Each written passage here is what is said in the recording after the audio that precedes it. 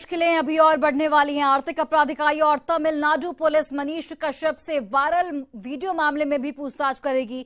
फिलहाल उससे ईओयू ने पूछताछ की है। ईओयू सूत्रों से मिली जानकारी के हिसाब से आज उसे कोर्ट में पेश किया जा सकता है।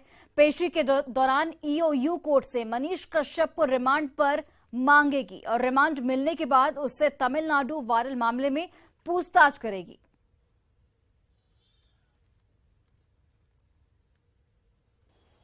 फर्जी वीडियो वायरल करने का मुख्य आरोपी मनीष कश्यप जो है वो अभी आर्थिक अपराध इकाई की गिरफ्त में है। बताते चले कि मनीष कश्यप पर एक मामला पूर्व से चला आ रहा था, जिस मामले में मनीष कश्यप ने आत्मसमर्पण किया और जो बेतिया पुलिस है वो लगातार मनीष कश्यप की तलाश कर रही थी, ढूंढ रही थी। और इसी क्रम में जो है कल यानी कि शनिवार की सुबह जो है मनीष कश्यप के जो ठिकाने हैं, आवास है, वहाँ पे कुर्की जब्ती की गई।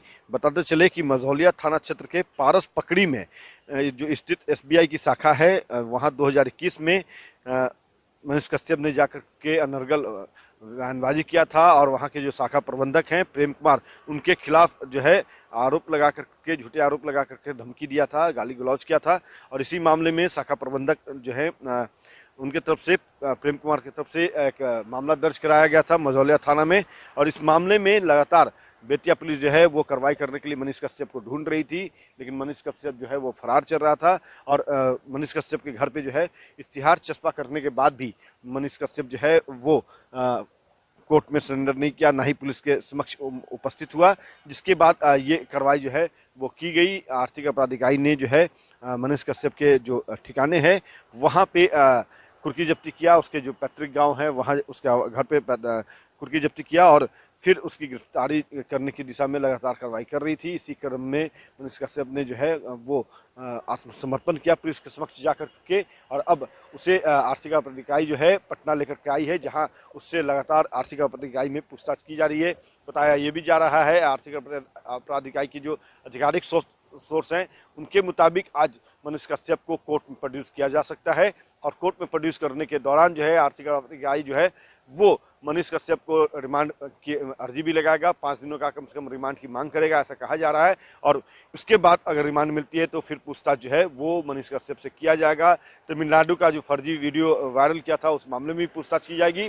तमिलनाडु पुलिस भी जो है वो मनीष कश्यप से पूछताछ करेगी। तो कह सकते हैं कि जो फर्जी तरीके से वीडियो वायरल करके बिहार और तमिलनाडु के बीच जो है उन्माद फैलाना चाहता था मनीष कश्यप, उस मामले में भी कार्रवाई होगी। और पूर्व में जो मझौलिया थाना में मामला दर्ज है उस मामले में भी कार्रवाई की जा रही है। तो कुल मिलाकर के मनीष कश्यप की जो है मुश्किलें आने वाले दिनों में और बढ़ सकती है। कैमरा पर्सन सुबोध के साथ अमित कुमार, न्यूज 18 पटना। और वही देखिए, बेतिया के जगदीशपुर ओपी में यूट्यूबर मनीष कश्यप के सरेंडर के बाद तमिलनाडु फर्जी वीडियो मामले में पुलिस और ईओयू की टीम अब तक चौथे आरोपी युवराज सिंह को गिरफ्तार नहीं कर पाई है। चौथा आरोपी युवराज सिंह भोजपुर के नारायणपुर का रहने वाला बताया जा रहा है, जो घटना के वक्त से अभी तक फरार है। जो युवराज का जो नाम आया है इसके खिलाफ एफआईआर हुआ, ईओयू में जो एफआईआर दर्ज किया गया है और उसके लिए जो है वहाँ की टीम भी आई थी। हम लोग भी, हमारे यहाँ भी एक केस जो है आर्म्स एक्ट का है नारायणपुर थाने का, उसमें भी वो वांटेड है। तो हम लोग पहले से भी उसकी तलाश कर रहे थे वो, लेकिन यहाँ से फरार था। और बड़ी खबर बांका से, जहां झारखंड की एक नाबालिग लड़की के साथ गैंग रेप की घटना सामने आई है। पुलिस ने तुरंत कार्रवाई करते हुए 3 नामजद आरोपियों को गिरफ्तार कर लिया है। गिरफ्तार आरोपियों में नीतीश कुमार, सदाशिव मंडल और विकास कुमार शामिल हैं। बताया जा रहा है कि मिस्ड कॉल से पीड़ित की नीतीश कुमार से दोस्ती हुई थी। 15 मार्च को पीड़ित नीतीश से मिलने झारखंड से बांका पहुंची थी। वहीं नीतीश ने अपने 2 दोस्तों के साथ मिलकर उसके साथ गैंगरेप की घटना को अंजाम दिया था। फिलहाल ये तीनों जो आरोपी हैं, नामजद आरोपी, ये पुलिस की कस्टडी में हैं, जिनसे पूछताछ लगातार की जा रही है।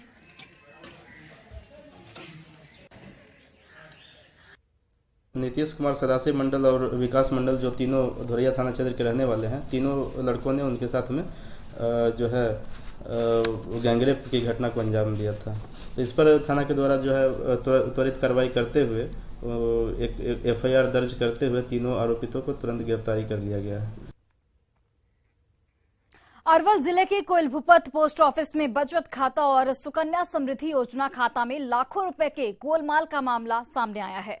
राजकरसा और कोइलभूपत गांव के सैकड़ों लोग अपनी बेटी की शादी के लिए सुकन्या समृद्धि योजना में पैसे जमा किए जा रहे थे, लेकिन उनका पैसा उनके खातों पर नहीं चढ़ाया जा रहा था। डाकपाल पासबुक पर पैसे की एंट्री करता था, लेकिन कंप्यूटर से खाते में पैसे जमा नहीं करता था। शाखा डाकपाल सुमंत कुमार हालांकि फरार हो चुका है। पीड़ित लोगों का ये कहना है कि प्रशासन के आला अधिकारी इस मामले में चुप्पी साधे हुए हैं।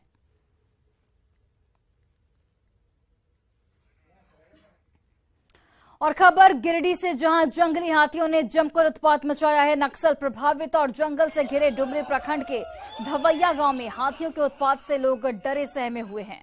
जंगलों के बीच बसे इस गांव में हाथियों ने 2 कच्चे मकान को ध्वस्त कर दिया, वहीं घर में रखे सामान को भी चट कर गए। इसी के साथ हाथियों ने घर में रखे बर्तन और दूसरे सामानों को भी पैरों से कुचलकर बर्बाद कर दिया है। घर वालों ने किसी तरह भागकर अपनी जान बचाई। इस इलाके में 6 की संख्या में हाथी पहुंचे थे और उन्होंने गांव में जमकर दहशत फैलाई थी। नाराज लोगों ने वन विभाग पर लापरवाही का आरोप लगाते हुए प्रशासन से मुआवजे की मांग की है।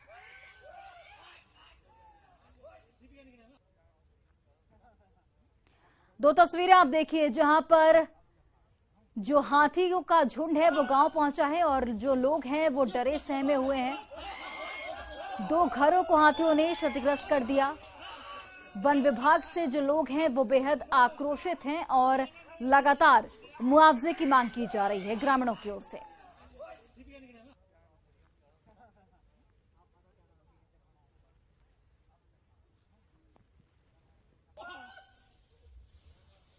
यहाँ 4-5 हाथी आए। हाँ।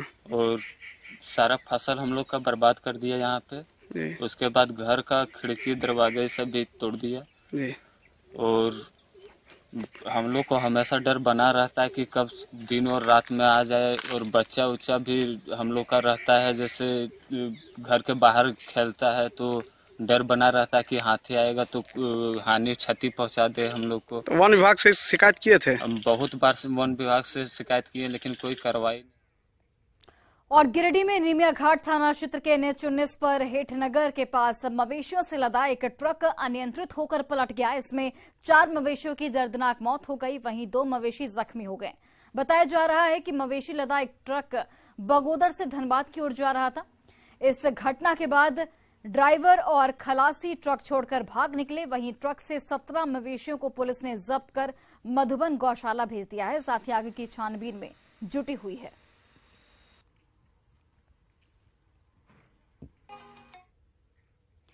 AIMIM प्रमुख अज़ुद्दीन ओवैसी 2 दिवसीय सीमांचल के दौरे पर हैं। इस दौरान एक जनसभा में ओवैसी की मौजूदगी में प्रदेश अध्यक्ष अख्तरुल ईमान ने पंजाब और पंजाबियों को लेकर विवादित बयान दे दिया है। उन्होंने कहा कि आजादी के बाद सीमांचल की हालत ऐसी नहीं थी। आज यहाँ के लोग पंजाब में मजदूरी करने जाते हैं। पहले यही कुर्ता पैजामा और पगड़ी पहने पंजाबी हमारे बुजुर्गों की पैर की धूल साफ किया करते थे और वे बसों में ड्राइवर और खलासी का काम किया करते थे। और आज ऐसे दिन आ चुके हैं कि हमारे युवा पंजाब की फैक्ट्रियों में मजदूरी करने जाते हैं। इस बयान के बाद किशनगंज सहित बिहार के पंजाबी समुदायों में नाराजगी देखी जा रही है। सूरत की पहले पहुंची, आज वो इलाका सबसे खस्ता हाल है। हम ऐसे नहीं थे। आजादी के बाद भी हमारे इस इलाके में 1970 तक बिहार के दूसरे हिस्से के मजदूर काम करने के लिए आते थे। कोई बैठक ऐसा न था जो बिहार के दूसरे जिले का मजदूर यहाँ पर न था। इसका मतलब क्या था कि हम बिहार के दूसरे इलाके से अच्छे थे। आप जान रहे हो, पंजाब का पंजाबी कुर्ता पहने पगड़ी पहने हुए हमारे बुजुर्गों के पांव के धूल साफ करता था। इसलिए कि जिस बस पे हम चढ़ के जाते थे JK सिंह की, सरदार जी खलासी और ड्राइवर हुआ करते थे। लेकिन आज कौन सा दिन आ गया है कि हमारा बेटा कोई दिल्ली में कोई पंजाब में आज जाता है और उन्हीं पंजाबियों के खोतों में नौकरी करनी उसकी मजबूरी हो गई है। और फिलहाल इस बुलेटिन में बस इतना ही। आप देखते रहिए News 18 बिहार झारखंड।